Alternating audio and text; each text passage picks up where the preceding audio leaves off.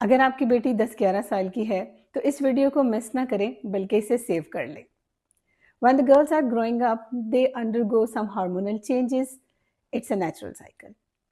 جب 13-14 سال کی بچی اس فیز سے گزر رہی ہوتی ہے تو وہ اس چینج کو اتنی آسانی سے ایکسیپٹ نہیں کرتی اور بہت انکمفرٹیبل فیل کر رہی ہوتی ہے۔ ایسے میں سم ٹائمز فیملی کی ایک بڑی آنٹی بچی کو ان چینجز کی وجہ سے مذاق کرنا شروع کر دیتی ہیں۔